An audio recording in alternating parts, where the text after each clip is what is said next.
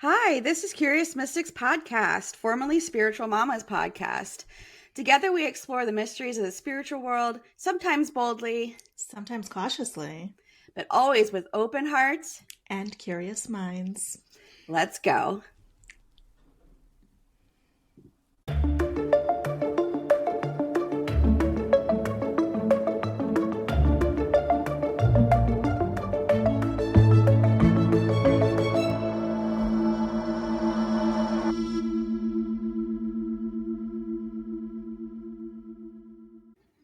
Hello, everybody. Hello. It's Erica. And Kim. And we are Curious Mystics Podcast. Yes, thanks for coming back and joining us today. Some of us have weird energy today. Some of us are trying to not pick up on that weird energy. So and we're not going to tell you which is which, and you're going to have to figure it out. I feel like they probably know. Immediately. Immediately, yes. Well, maybe by the end of today we can rebalance that a little bit. We tried before we got on. We saged. We drew some meaningful cards. Mm-hmm. So trying to hit the reset button. Yep. And hanging out with you is always calming. So. All right. Well, we'll revisit that. We'll see how you feel at the end of it today. Okay, sounds good. Man, today has been an easy day for me. So I think jumping on and trying to find the balance was probably the highlight of the day. That kind of I spent most of my day horizontal. Oh, you need those days. Yeah, every once in a while. Yeah. So. Yeah. Awesome. So today we're going to talk a little bit about spiritual bypassing. Ooh. And I wasn't 100% yeah, this is what we're going to talk about. And then for some reason, it kind of just smacked me in the face this morning. And I was like, yep, that's what we're going to talk about. So, yeah, when you texted me and said, we're doing this, I'm like, I don't remember having this conversation about this subject. So, cool. Yeah, there was no conversation. It was all in my head. Awesome. I'm for it. I'm here for it. I was thinking about this before, doing some of the research, and initially, when I first ever heard the term spiritual bypassing, I automatically associated it with, psychosis. Spiritual psychosis, and, the inability to differentiate between your present reality living on this earth and your spiritual life. And I have found that although that can be a part of it, it is not solely just that. So there's more nuance to spiritual bypassing. So spiritual psychosis in we'll see people who they're hearing messages from God, but not actually hearing messages from God, that sort of thing, or being very wrapped up in it. I'm trying to think of how the definition of that is. So for me, when I always thought of spiritual bypassing and connected it with spiritual psychosis, I would think of it in a way of somebody who is disconnected from this earth, this reality, this time, 100%. So yes, they may be hearing messages from God or from spirit, but many people hear messages from God or spirit. So it's not just about that, but it's to the level behind it. I always thought it was something I'm hearing messages directly from the divine, and it is only me that can hear these messages, and I am here to present them to you and to let you know what I know, or somebody who might be disconnected from this reality and also feel they are somehow a step above anybody else in this time. So okay, that's what I used to think, and I know a little bit more now. There's a little bit more nuance, a little bit more complexity. So we'll get into some of that. But do you remember the first time you heard this term spiritual bypassing, or what you thought of it? I actually don't know that I've heard it. Okay.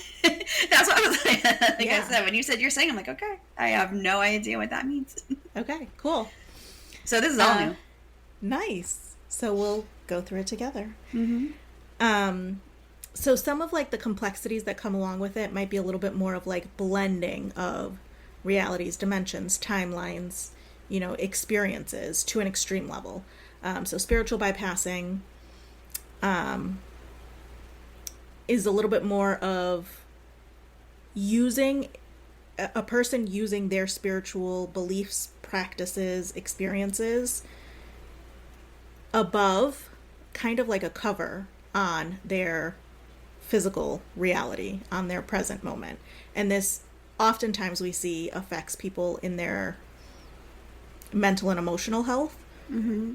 So somebody might be experiencing discomfort emotionally and turn to their spirituality as a way of avoiding that discomfort. Not explaining it, not working through it, but avoiding it. It's going to be fine. I'm going to be fine because I have this spiritual practice, this spiritual belief. And so...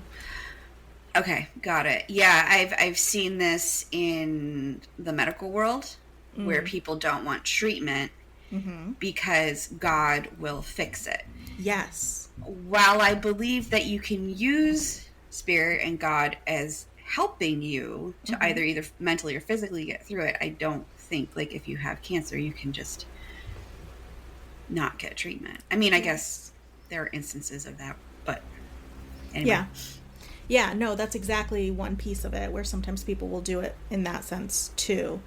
So it's kind of across the board. It's placing your spiritual beliefs and practices on a different playing field and then turning to that and almost as a way of avoiding, pretending like everything else doesn't exist or that it's not that impactful. It doesn't actually have meaning or significance because I have this spiritual connection that's going to make everything fine. So not simply just like a break from reality, like I was saying before, but like a way of disconnecting from these current experiences or anything that's uncomfortable or unwanted. So some examples, I'm going to give a couple of examples and then go into a little bit more detail with them. But some of examples that I was looking through and kind of came up with too, holding an idea that spiritual practices are not capable of being unhealthy or bad for a person. The one that comes up often, or to my mind anyway, that comes up often with this is meditation. So we've talked about meditation and how important it can be and how helpful it can be and how hard it can be sometimes for some of us.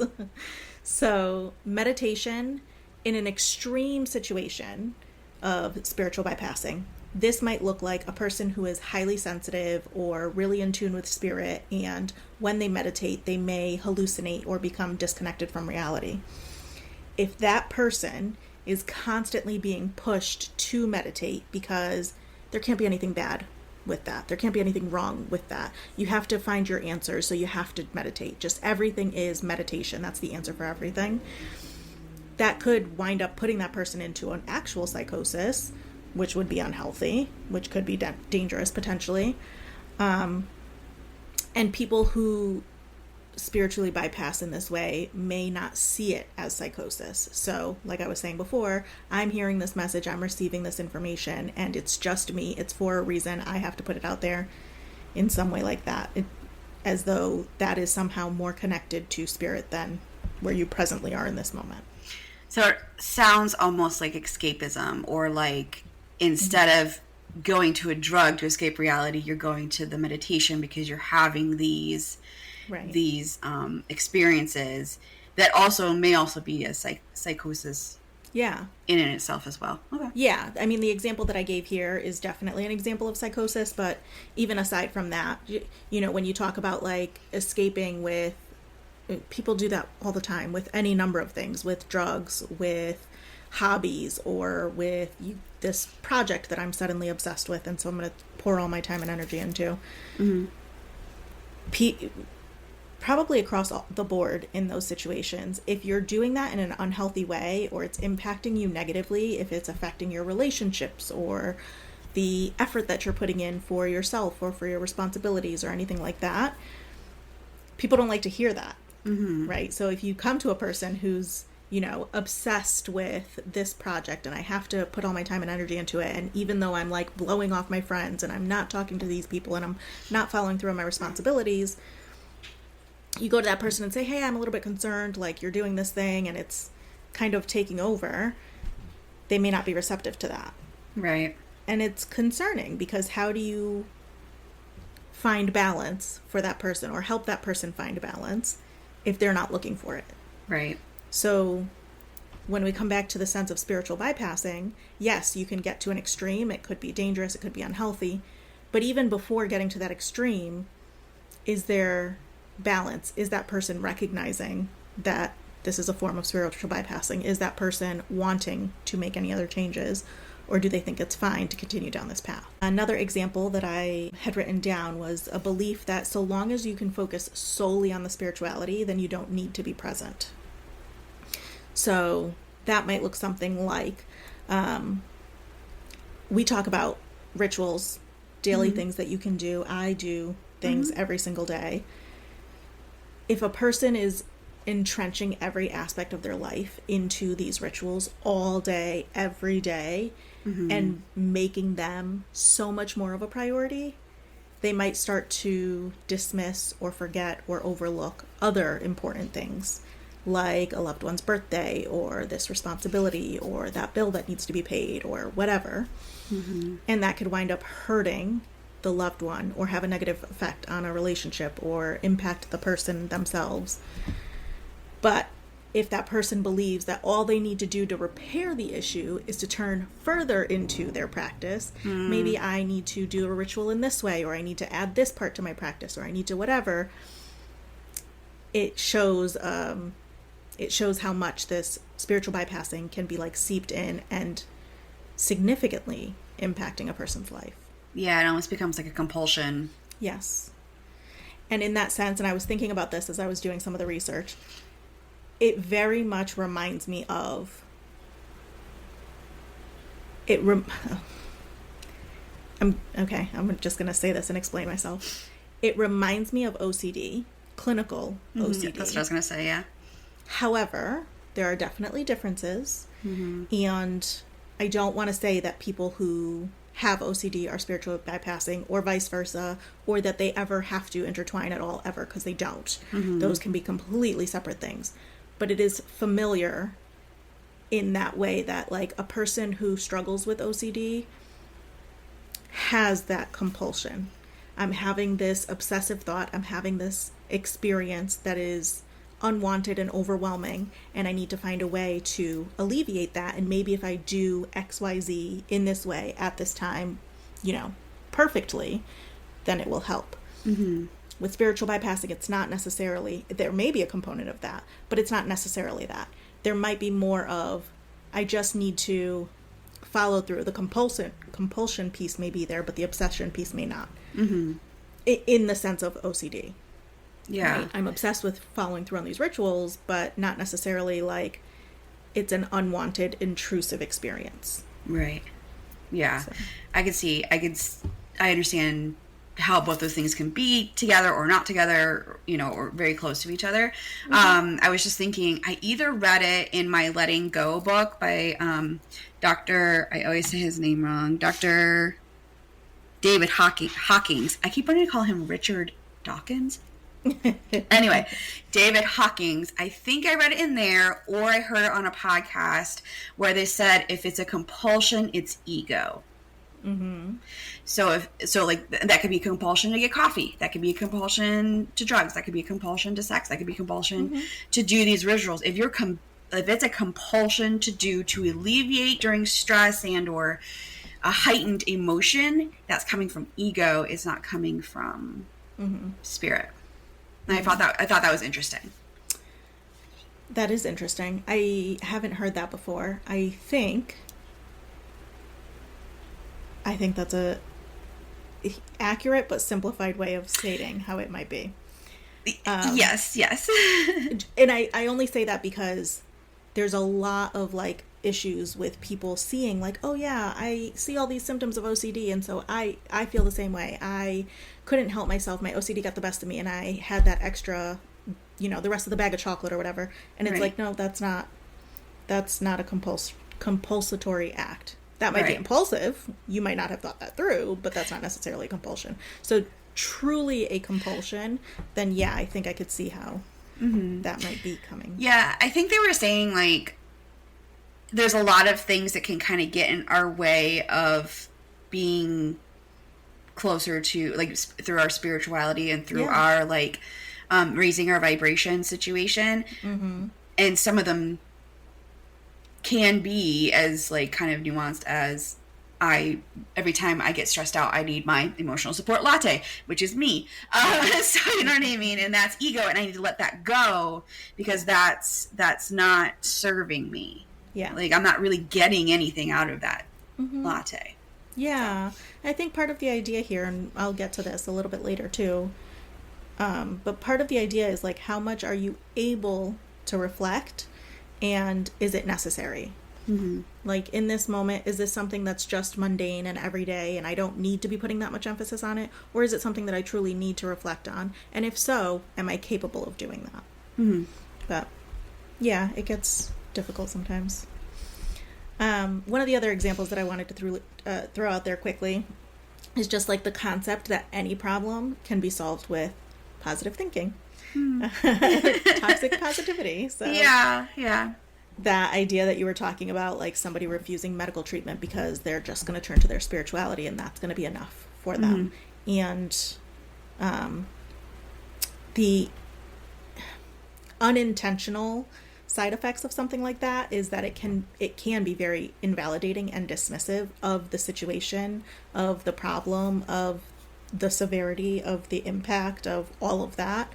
And then that leads to overlooking, things that could be helpful, things that might be necessary, and, throwing them to the side when it's not something that has to happen. I feel like we need to do a whole episode on, like, positivity versus toxic positivity, because this is going off topic a little bit, because I'm reading this book and I'm just, like, struggling a little bit with, it's saying just let everything go, and when you let everything go, then like you're at a higher vibration, and then good things will come to you, and then you're attracting good things. And I'm like, but at the same time, like, we can't like let every emotion just go. Yep. Can you? I don't know. That's a whole story. But anyway.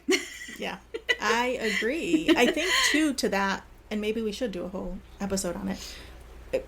And I understand that I'm a therapist, so I'm coming from like a little bit of a biased perspective. But for me, the purpose of emotions is not to just get over them quickly. Like, they're there for a reason, so give them space. It's not just about letting them go, it's about moving through them. I have to experience it to some extent. What extent is that? Does it need to be completely overwhelming? Does it need to be minimized? Does it need to be, something else? So, yeah, there's that piece too. Yeah. So of the examples that I gave, like, none of them are really all-encompassing. They don't necessarily apply in every situation, and, they're just things to kind of start the conversation and highlighting that. We've talked about balance so many times, having balance in the things that you do, being connected to your present physical experience and to your spiritual practice is important to have both, because you are here as much as we are all spiritual beings. We are here. Right. So you have to find the balance between those things. And it helps you to like assess what your needs are, what your current state is, what your trajectory might be. I feel like this spiritual bypass is like the people who kind of don't feel like they are on this plane, or don't want to be, because they're want to be more spiritual, so they're not of this world. Like, they don't want to be of this world. Like, they're more focused on all the spiritual stuff. And like you said, we're here. Like, you were put on this earth for something, and so we have to move through this plane until we're no longer moving through it. So we have to also be grounded while we're still connecting to everything. Yeah. I think that's a big piece of like some of the challenges that come up with some of the things you might see.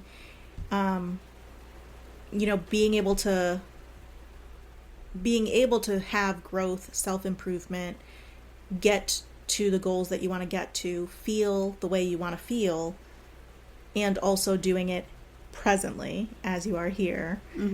Sometimes those things don't feel like they go in line, and it's like, well, I can only achieve this level of, groundedness if I'm not actually present.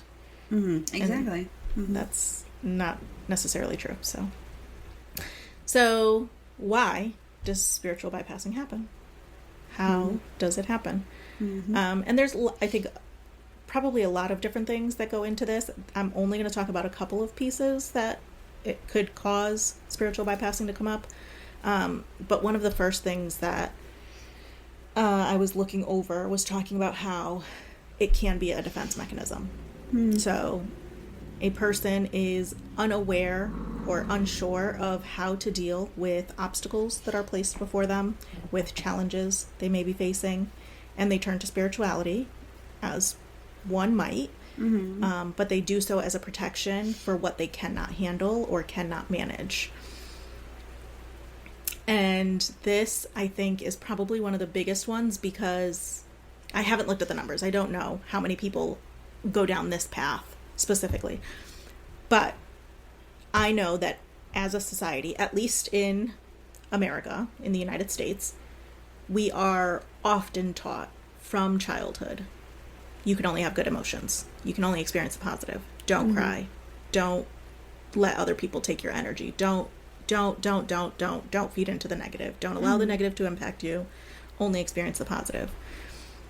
And when we're taught that and not taught how to manage difficult situations, we don't know. We don't have the skills. We don't have the resources. We don't have the understanding of, hey, this is a normal part of life, and how do we deal with it? If it could be something as simple as, I spilled my coffee on my way out the door this morning and that threw off my day, to something as major as, I'm losing the person I love most in this world.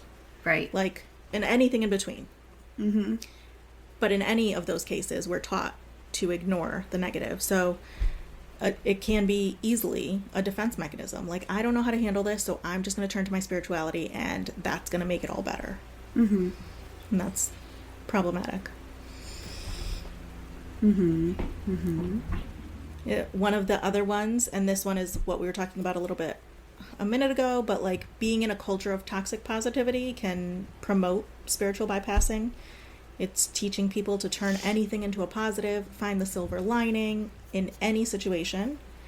That does not mean that silver linings or lessons or miracles in disguise don't exist, but understanding that every single terrible thing that happens, every single uncomfortable situation, does not automatically mean there is something positive to be gained from it. Right. I think you've said often that emotions are emotions. They're not good or bad. Yeah. They are something that is happening to you, and it's something that you're experiencing, and to put labels on them can cause more detriment than to allow you to just sit and experience and move through. Yeah. All of a sudden, this thing is so much bigger because I'm labeling it as good or bad, as opposed to it just being what it is. Yeah. And I'll talk a little bit more about that too. So some of the other reasons why spiritual bypassing can happen: ignorance and lack of education, lack of understanding. I think about this day and age and how much easy access we have to information, and how much people are not necessarily utilizing that. You can very easily, very simply Google something, and people are Googling, and then the first thing that comes up, they're taking it and running with it, and that's it. As opposed to like actually seeing, is this a credible source? Does this make sense? Are there multiple sources that say the same thing? Are there other options out there? So these days, I think that happens for some people. It's like, hey, I want to learn about this. Let me just do a quick Google search, and whatever comes up first is what I'm going to run with, and that's it. And now Google has like their AI thing at the top, so it just compiles like the first 3 things. When was the last time you went to like the 3rd page of a Google search? Oh, or gosh. the 5th page of a Google search. Like, I mean, I may have gone to the 2nd. Yeah. Yes. Every once in a while, and for the randomest things, because I still Google the very randomest things, but every once in a while I will go to like the 6th page and be like, I wonder what's over here. Like, there are all these pages. What else is here? There are. Yeah.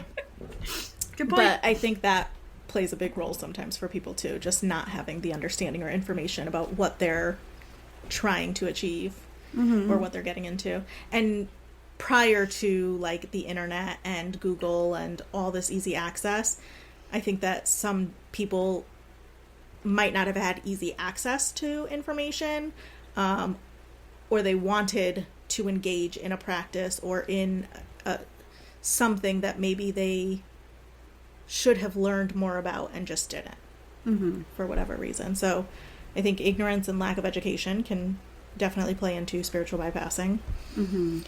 And then the last one that I wrote down is just like some cultures have a tendency for a collectivistic mindset. Generally, you find that in cultures outside of the United States. Western mindset is very much individualistic, and from that individualistic standpoint, people can be limited in their contact, in their source of information, in the wisdom they receive, in their ability to learn. They may not be connected to a community or a network. They may not be connected to elders. They may not be connected to the source of information that's been passing down for millennia. Like, they may just have some limited resources, and whether they can't find more resources or don't want to, ask for more information or support or whatever. So that can be challenging. Would fundamentalists or fundamentalism be in this kind of bypass fit underneath that? That's a good question. How are you thinking about it? I guess I'm thinking of it as where they use God as, or whatever the fundamental being is, as the be-all, end-all, and the reason for why certain things are done or not done, and using that spirituality as the meaning for whether it's really should be or not. I don't know. I think it could be to some extent. But I don't know enough about it to say, because I think part of me goes to, well, what about the people that are, if everything is laid out exactly how it needs to be laid out, then you have people who are going to make different types of decisions and whatever, and they've already been pre-planned to do that, right? They're already pre-planned to maybe not lean so much on this faith, this practice, whatever, but that might still fall under that, like, oh, this is how that person was created. So I don't know if that would count or not. I guess I'm seeing more, now I'm talking this out, I guess I'm seeing more from what I'm getting from this bypassing is it's almost as if you are not choosing but are choosing, because you're like, feel strongly that you're connected with the spirituality, so this is what you're moving towards, versus I'm thinking more like fundamentalists, you're making the choice to use this as the excuse. Yeah. I think as you say that makes sense. Yeah. And the whole part of like not choosing but choosing is almost like you're making the decision, but with only this much information. Like you don't have the full picture because you're not fully connected to this moment. Yeah, I think choosing is a strong word, but I don't really necessarily have another definition that would kind of make sense in here. But yeah, like you said, this is very nuanced.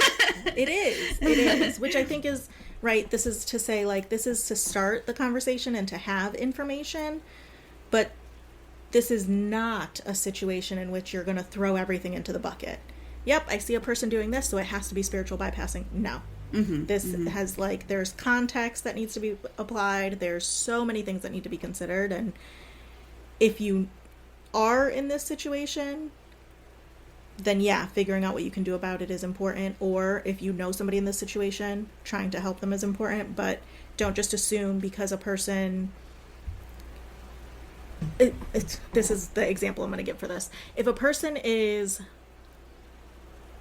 faithful in whatever spirituality or religion they have. They believe in their faith. And their faith tells them that in a time of crisis, you pray, you meditate, you do whatever. You can find a person in a time of crisis doing those things. That does not mean that they are turning to their faith, their spirituality, to avoid the situation. Hey friends, we just wanted to take a moment to remind you all that you can interact with us on social media. We can be found at Curious Mystics Podcast on all platforms. And if you haven't already, please take a moment to like, subscribe, and share so that we can keep showing up for you guys with new weekly episodes and content. Thank you for hanging out with us so far, and stay curious.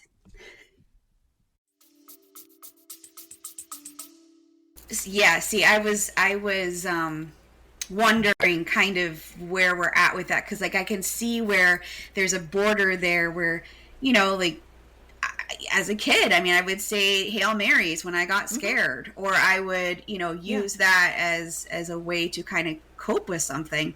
It wasn't me hiding from the situation, but it was me using that prayer to like invite Mary in to kind of help me and guide me, not necessarily me running away from the situation. So I think there's it like, and I think, I mean, what I'm hearing you say is that you don't want people to be like, well, just because you're turning to these things in times of crisis means that you have like this going on, that it's a bad thing. It's not a bad thing. It's just if you're, I know what you're trying to say.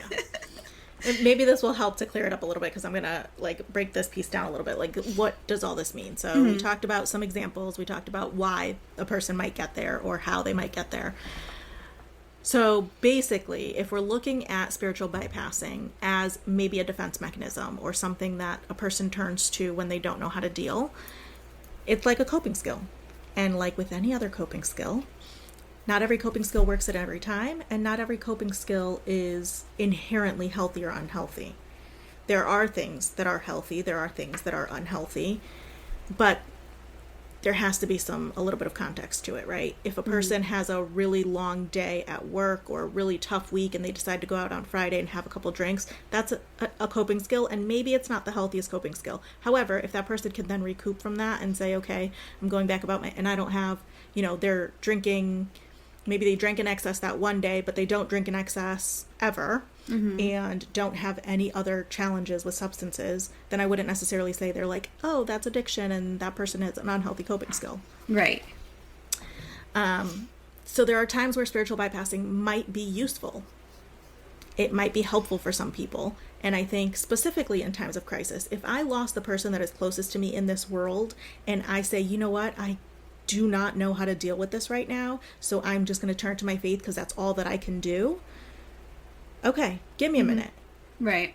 The point is having the insight to recognize that I cannot rely on that solely indefinitely is the moment where we turn things around. Maybe that's part of my grieving process. Maybe that's just something I need to get me from point A to point B, and I don't know where point B is yet. So you want to be mindful of those things. I talk to clients about coping skills all the time, and like you were saying before, there are things that are devastating, that are traumatic, that are overwhelming, that are super exciting, that are joyful, that are meant to be celebrated. And how you feel about that, your emotions, are just data points. It's giving you that information. I am reacting to this situation in this way. And so let me look at that big picture. If you have developed a coping skill that maybe served you well at one point, but over time you've continued to use it, it has now become kind of ingrained and it's your go-to, it may not be as useful later on. The context, the situations that you're in, the way that you process things might change, and it may become harmful for you to use that coping skill. It doesn't mean that the skill itself is like bad or good. It just doesn't work for you anymore. It's just not useful in this exact instance for you. The way that I use that example when I'm talking to people is usually like if a person learned in their youth, like I had to be very on when my parents came home from work because they've had a long day at work. They come home to the kids. They have to make sure that dinner's ready, our homework's done, the house is cleaned, we're ready to go for the next day.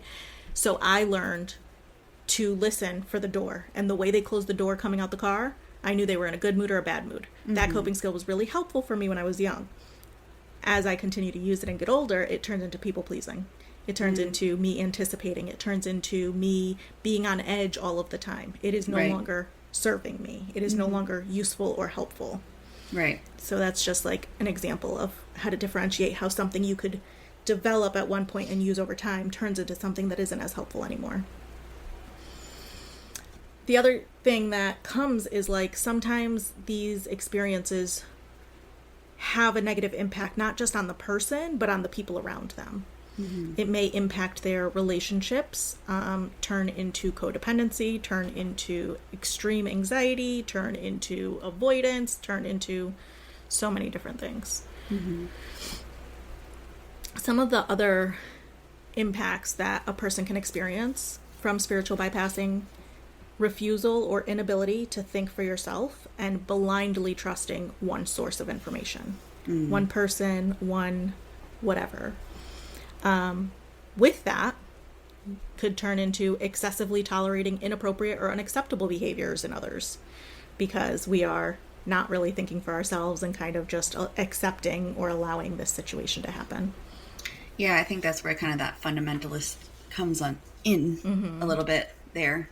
Yeah. I mean, I think they're just like with everything else, like trying to like pull apart specific examples and figure out if that's something that's there. But yeah, it could be. Difficulty regulating emotions or seeking only happy experiences. So this can also lead to like dissociation from personal experiences, emotions, thoughts, etc. Spiritual narcissism and the belief that one's spirituality is somehow elevated above others. Lack of personal responsibility for one's decisions, actions, beliefs, responsibilities, and if that's tied to whether or not they believe that they are somehow above others. So when you notice that you or someone you know may be experiencing some spiritual bypassing, how do you recognize that if you're the person experiencing it? How do you recognize it in others? And how do you try to avoid, prevent, come out of the spiritual bypass? I think this one's a little bit difficult. Being honest with yourself and assessing your intuition for engaging in some of these behaviors. And that can be hard to do if you believe that these things are right. Right. As a support system, like coming from the outside, being honest with what you're recognizing, what you're seeing in other people, and not just trying to like blow it off like, no, that person's going to be fine. No, it's not a big deal. Like, it could be a big deal. So how well can you assess this? But I do try, at least in session, and this doesn't always happen with spirituality, but when I'm in session talking to clients, I'm like, hey, I'm going to ask you something and I want you to be honest. And if you're not going to say it out loud, that's okay. You can keep it to yourself, but be honest with yourself right now. Here's the question. Whatever it is, like, think about it internally. You typically know when something's off. Yeah, that's the thing. I think that people with any limiting beliefs or whatever, I think if we actually really sat down with ourselves and were true to ourselves, we all kind of know these things. It's just whether we want to accept them and or call them out of ourselves. Yeah. So, and that's a hard thing sometimes. It doesn't sit well with us, and that can cause the anxiety and, all these other things. So ask, am I doing this to feel better? Am I doing this to avoid discomfort? Am I doing this to justify or make sense of this situation? These might be signs of spiritual bypassing. Or am I doing it for a moment? I just need to recollect myself. I'm going to re-engage in a moment. I'm going to plan for something better. I'm going to find ways to engage. I'm going to connect more meaningfully if I have a moment to breathe. And this is what I need to do in order to breathe. Yeah. Okay. That might be a little bit more of a healthy take on it, having the balance between the two. Yeah. I mean, I'm kind of listening to what you're saying here, and it's like if we're talking about, like, let's say a coping mechanism, or you went through crisis or whatever, and this is how you're turning to, you have to kind of remember that healing in managing and getting through things is not all or nothing. And that it takes multiple things. So if you're focusing only on one thing, Yeah. it might not be the best thing.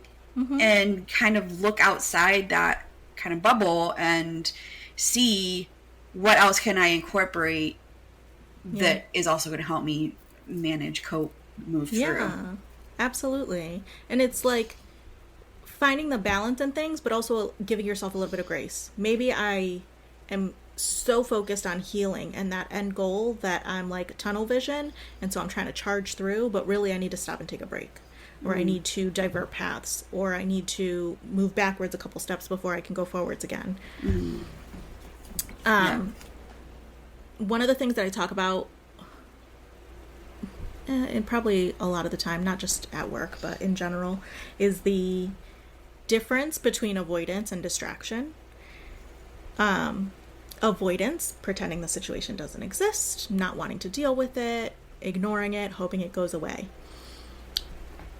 Distraction is acknowledging that I can't deal with it now, choosing to put it down and come back later. And those two are like opposite sides of the same coin. Right.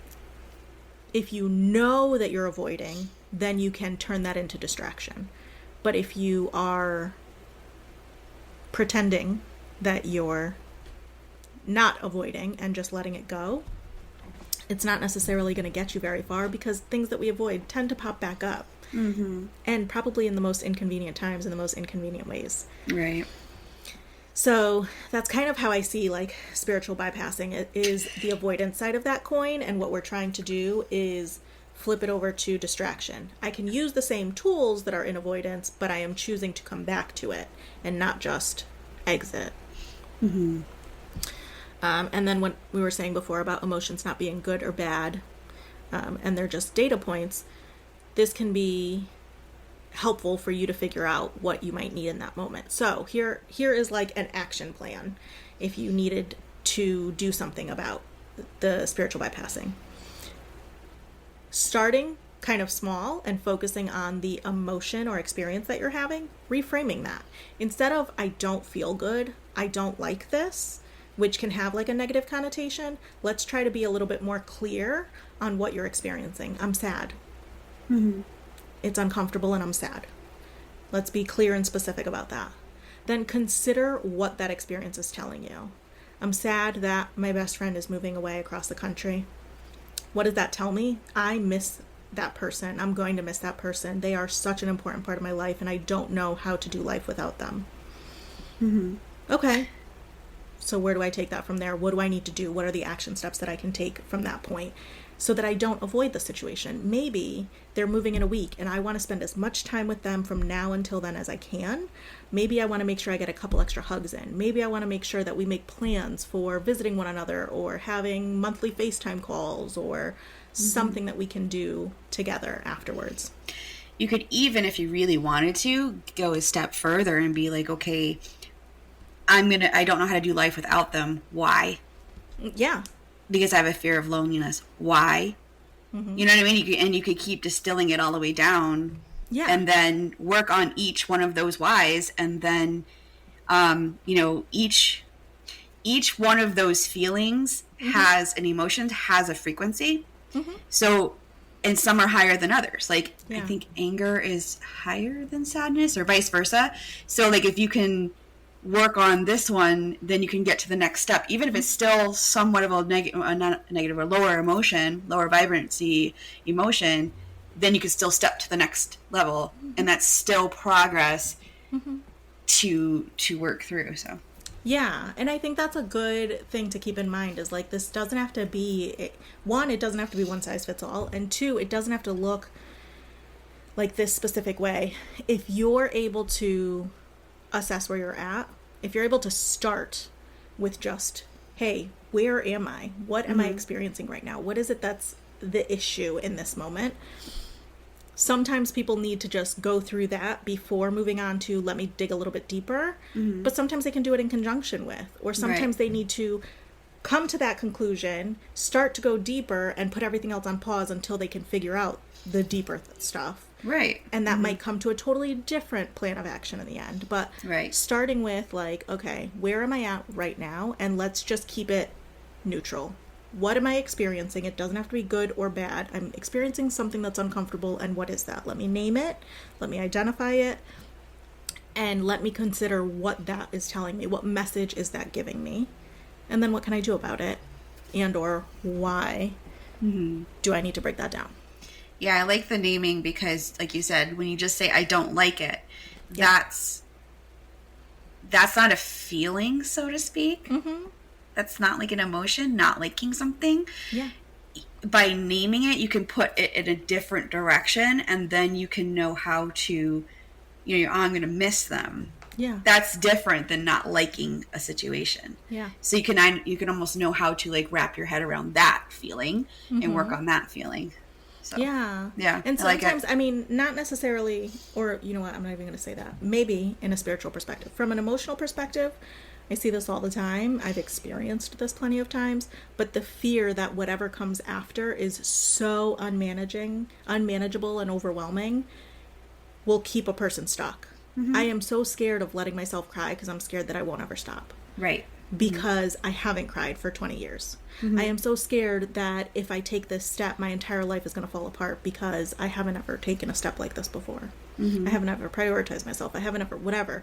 Or I've done it in the past and it turned out terribly. And I'm so scared of that happening again. Right. And when we let the fear keep us in place, we can implement things that aren't necessarily in our best interest or the healthiest or that are going to work for us in the long run, like spiritual bypassing. And as great as it is to be spiritually connected, that is a piece of the experience that you're having here. You want to find balance so that you can continue to have a quality life. Yep, absolutely. So there's some information about spiritual bypassing and what you can do and how to assess for it. And yeah, when we did the chakra one, I believe it was the third eye being overactive, being over open. Either that or the crown, I can't remember. I believe it was the third eye. When that is too open and out of balance, then you can have this spiritual bypass happen.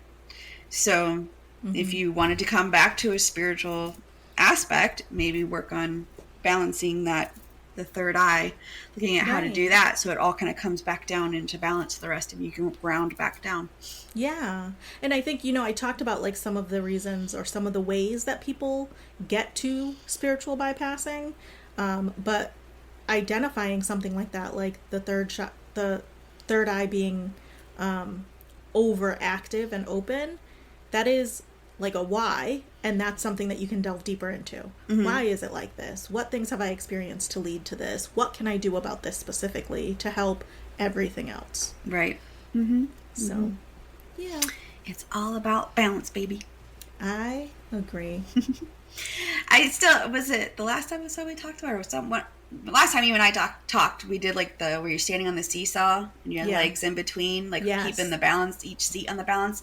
It's just that's life. That's like life in general, like all aspects. You can apply that analogy to like every situation. That like if you're just trying to keep both seats of the seesaw from slamming down onto the ground, Yeah, I think that's like the theme of life that keeps coming up is how do you find yourself there.